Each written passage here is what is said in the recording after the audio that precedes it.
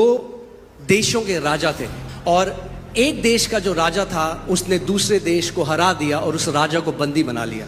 और जो वो राजा बंदी था उसको दूसरे राजा ने बोला, मैं तुझे एक चांस देता हूं कि तुझे जीवित छोड़ दूं। उसको एक कटोरा दिया और उसमें तेल भर दिया और बोला, तेरे को पैदल यहां से अपने राज्य तक जाना है। उस राजा को बंदी बनाकर दूसरे राज्य में ले आए थे और प्याला भरा हुआ था और कंडीशन ये थी कि अगर एक भी बूंद उस कटोरे में से तेल की गिरी तो उसके साथ साथ उनकी सेना चलती थी और उसको आदेश दिया, जैसे ही एक बूंद गिरे इसका सर काट दे।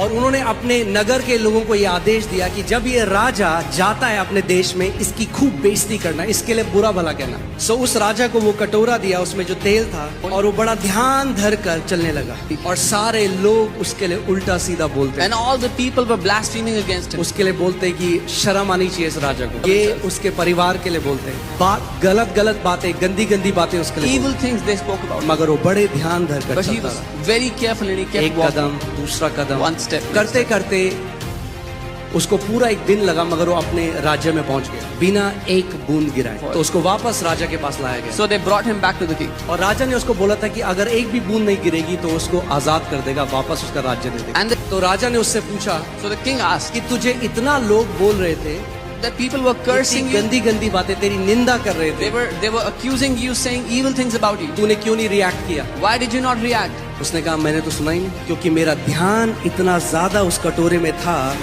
कि मुझे सुनाई भी नहीं दिया कि कोई मेरे बारे में क्या कह रहा है। That I could not even hear what people were saying about me. ये जो मिट्टी रूपी बर्तन है, इसमें परमेश्वर ने पवित्र आत्मा उड़ेला है। छोटी छोटी बातों में मत लड़ने जाओ हर किसी से। क्या लोग आपके बारे में बोलते हैं, क्या अफवाहें फैलाते हैं। जो परमेश्वर ने आपको दिया है वो बहुत कीमती है। What God has given to you is extremely precious.